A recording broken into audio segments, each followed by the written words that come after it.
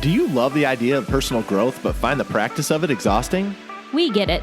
We're Brandon and Megan Giggling, growth coaches with the mission to put the personal back in personal growth. If you want a new way of growing into the next version of you without the frustration, guilt, and overwhelm, you're in the right place. It's time to rethink your growth journey and make it into something that works for you. You in? Welcome to Growth Reframed.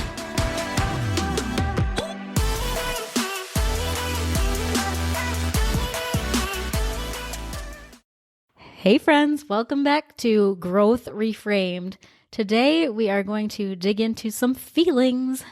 Feelings, beautiful feelings. Is there a song? Because Brandon's, I think, making up some stuff over there. I think there is a song, but I don't think that's what it is exactly. Yeah, we were talking about getting ready to hit record here, and Meg was saying, is there a song about feelings? And I think there's a song that's like, feelings, beautiful feelings.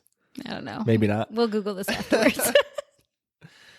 But no, today we're going to talk about feelings, emotions, the whole array of the human experience and feeling all the different things that we feel on any given day. And we're in a unique spot right now because our kids just started school today and our son just started kindergarten for the first day. So we just dropped them both off. So all the parenting feelings are there. But yeah, I want to just get into that and kind of discuss that today. And so let's go. Yeah, first of all, I'm probably like an atypical mother in that I don't generally get weepy about these types of things. I mean, I have my feelings and, you know, I'll get a little bit teary-eyed at some parts of parenthood, but I don't think I cried when we dropped our daughter off to kindergarten. I don't think I cried then, and I didn't cry today. So, you know, I definitely have the feelings, but maybe not like an outward thing. Anyway, just wanted to pop that in there because it's so interesting because there are a bunch of people that are there, you know, the moms and the dads just getting all weepy. And I just think that like they're allowed to be all weepy and I'm allowed not to be all weepy. And it's just kind of what you experience for your own. And in this culture and in this world that we live in, it's hard because we don't really allow people to have their feelings a lot of the time. I guess kindergarten drop off is one of the times when it's totally cool to have your emotions and nobody's going to bat an eye at you if you do. But other than that, you can't really go out and explain to people your deep innermost feelings and emotions because they're going to think you're a little bit crazy. Oh yeah, I mean, totally. And when, I mean, it wasn't even until a few years ago that I started to get fully comfortable sharing my emotions. Like, I mean, me and you would share them together, but with like general people that I interacted with, most of the relationships I've had, especially with other men, it just wasn't a comfortable thing to talk about our feelings, to talk about emotion. And I think if we ignore that part of it today, then we're kind of missing something because I think there's something there as far as like the male female when you're talking about sharing emotion, because it seems to me that if you're talking in general terms, that females are far more comfortable sharing their emotions and are more in touch with their emotions and in tune than men seem to be. Mm-hmm. And not just sharing their emotions, but I think letting others experience their emotions with them as a witness too. Like I'm much more comfortable with somebody crying probably than Brandon would be. Would you agree, B? Men in general might have a harder time seeing somebody being emotional than a woman would. Well, it's interesting because that might be true, but I think it's easier for me, as you were saying that, to have a woman cry in front of me than a man. Like it would just feel like for me, I would feel a little bit more off guard because it's just not something generally that you see. Now, I mean, it can happen and it should happen. And we'll get into all of that. It can be difficult as a man to share that. In my experience, when you do share it, it's difficult because people kind of have that foreseen idea of how you'll show up. And so they're even more uncomfortable with the fact that you're trying to do that coming from the position of a man. I don't know. I know for me, when I started to open up, when I started to share, we've been super transparent on this podcast. So we don't need to go into all the details on it. But when I started to get more emotional and share with people, a lot of people were very receptive, but there was also a common trend of people that when you speak your emotions, right? You're not speaking from a logical place. You're speaking from an emotional place. You're speaking from how you're feeling in that moment from time to time. people put up a guard and they say, well, you're just being erratic. You're just being, Emotional. You're They just say being, emotional. You're being too emotional. You're taking it too personally. These are all things that we've all heard. And if you come at someone from a logical place, then they have a lot easier way of dealing with that because they're just, those are hard facts or hard truths. But a lot of times we don't look at emotions the same way, and they are. They're our own truth. Like when you come out with your emotions, you're speaking the truth of how you're feeling. Many times what I think happens is you share how you're feeling, and people tell you that you're being erratic, or that's not how you should be feeling because I didn't do this, that, or the other.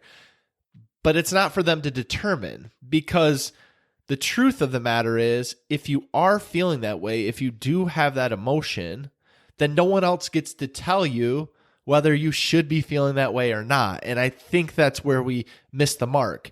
And if we can be completely honest here, it happens all the time with our kids, because I think me and you are super in tune with our emotions. We're super in tune with how we're feeling. We're very clear with pretty much everyone on where we're at any given time. Mm-hmm. I mean, obviously we hold some things back, like we all do. But when it comes to our kids, I think because I have that attitude of being comfortable and being open, that, yeah, I'm totally cool with them having their emotions. But in practice, that's not really true. Because, our daughter starts having a breakdown about summer being over too soon and her needing to go back to school. And I'm like, stop being so sensitive. You don't need to be that sensitive. And it's hard. There's a balancing act here, but I think foundationally that's where it comes from, because we've all kind of heard this from, childhood on, where it's like, hey, yeah, it's okay to have emotion, but there's a time and a place, and that's a little too much. Or, we put levels of what's okay to share.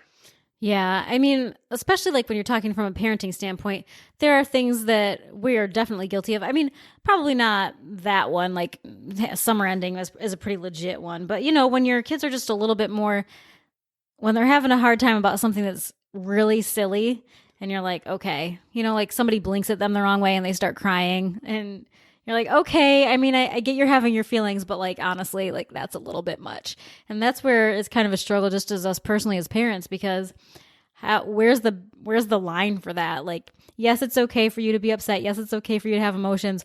Also, please stop being so ridiculous. And that's, I think, where our struggle is, because honestly, sometimes it literally is like he or she blinked at me wrong, and, you guys laughed at an untimely time for me. Like it's that insane sometimes in our home that it's like, okay, yes, have all your feelings, but please just stop. Like, I can't handle this.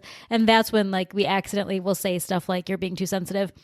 And as somebody who grew up being that person who was too sensitive, I will tell you it is hard, because probably even into my 20s or so, people would just still say to me like, you're too sensitive. And I think now that I've gotten older and wiser, it's not that I'm less sensitive. I think I'm still pretty sensitive, but I think people have just learned that this is how I'm going to be, and you're not going to be able to change me, and I'm going to stand behind who I am and not let you tell me how I'm going to feel. So I think that it's more accepted for me personally now. But I mean, I remember even in the last decade probably or so, many times where, I was told that I was just being too sensitive. And for me, that's just another reason to shut down, but you have to fight past that.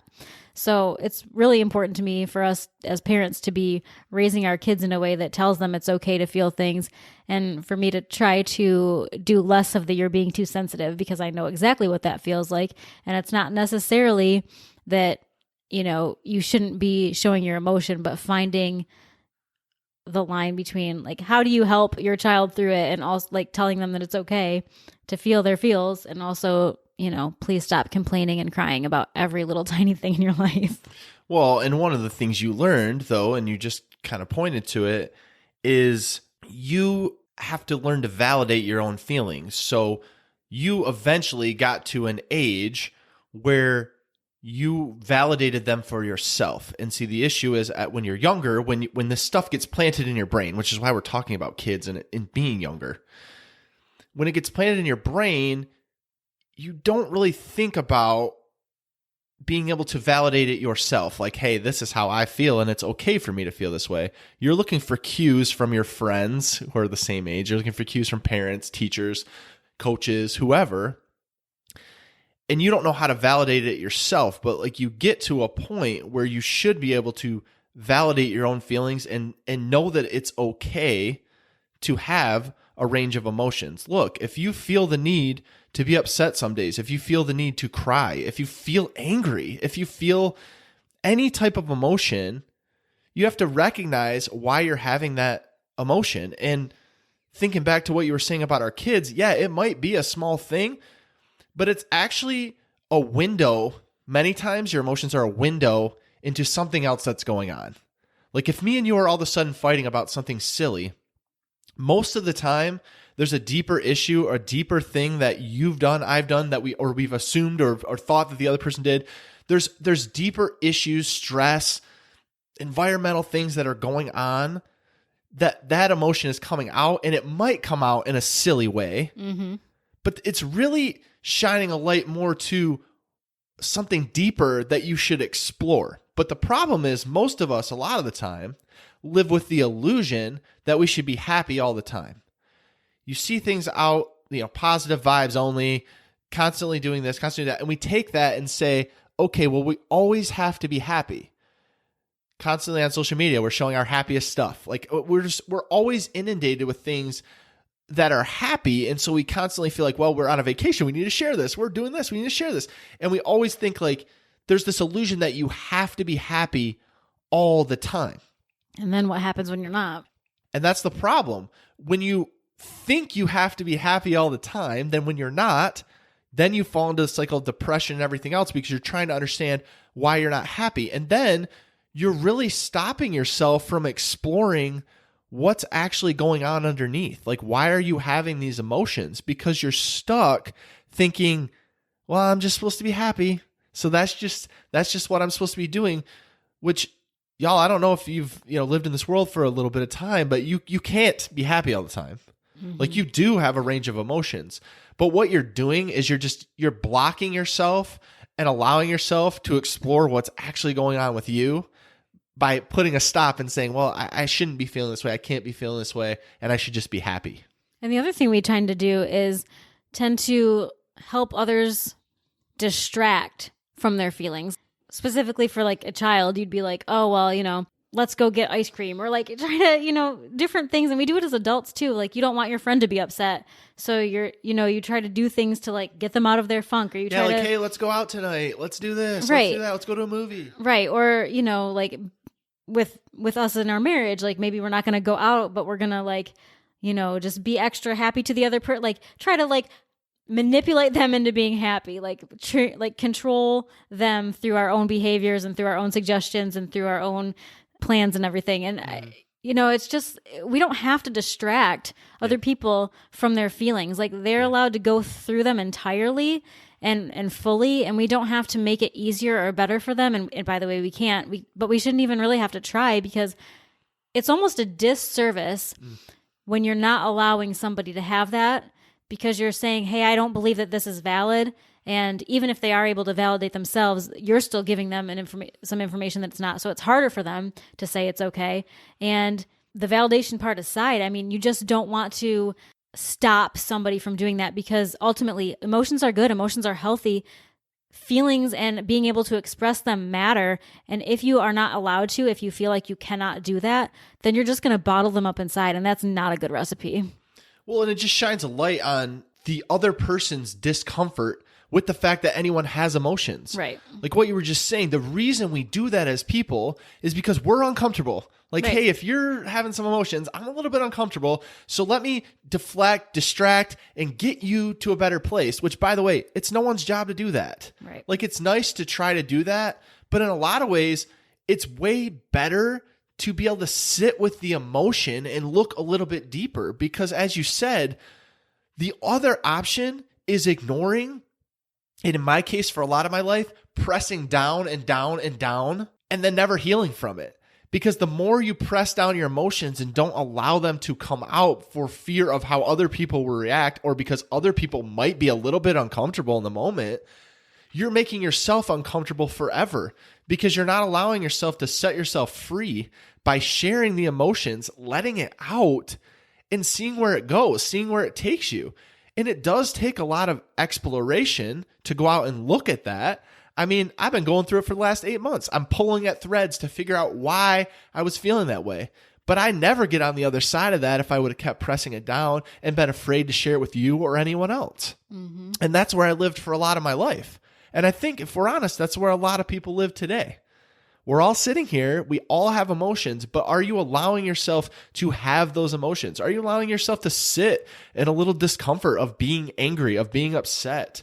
You know, it's okay to sit in a time of being a little bit depressed. It's okay to sit in a little bit of time of sadness, because that's going to it's going to shine a light on more of what's going on, because there's layers to all of us.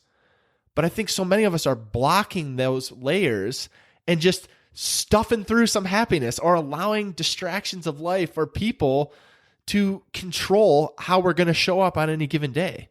And I think, like we were just talking about, it's doing a big disservice to ourselves. It seems really easy in the moment, but a lot of times the things that seem really easy in the moment just to press down and put away actually cause you way more turmoil later. That's a good one.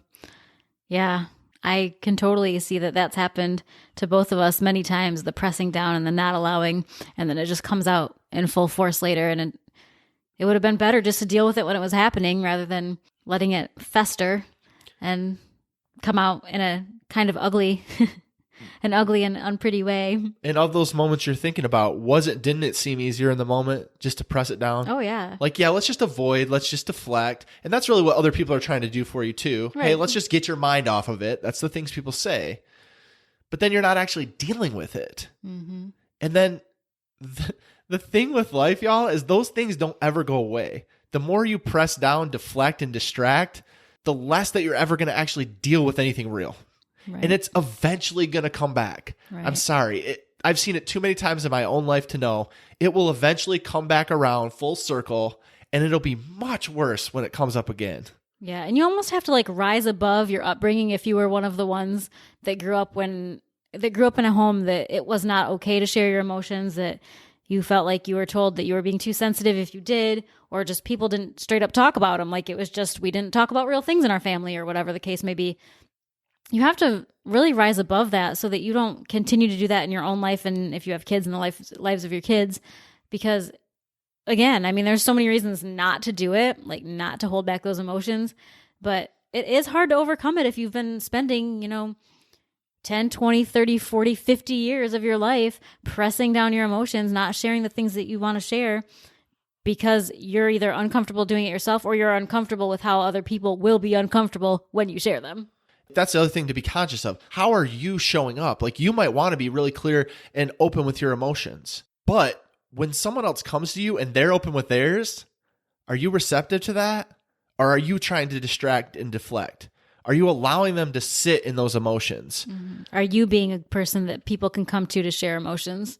Because I'll be real, I've heard other couples be like, well, the man actually does finally open up with emotion and it's uncomfortable for the other person because they don't know what to do with it. And so they kind of like try to push it off. But in a way, it's good to let it flow out. It's good to release. And I think that's one thing we have to learn is, one, how we're showing up with other people, and are we really living that out how we want, them to treat us, like treat us as you want to be treated. Are we living that out, and are we allowing those emotions to just roam free? And I think the more comfortable you get with that, the more enlightened you get about why you're feeling the way you're feeling, and the more comfortable you get overall with sharing everything about yourself. Until next week, we love y'all. Thanks for listening to Growth Reframed. If you enjoyed this episode, please make sure to subscribe and leave us a review. We would love to connect with you, so shoot us a DM on Instagram @GrowthReframed. We love y'all.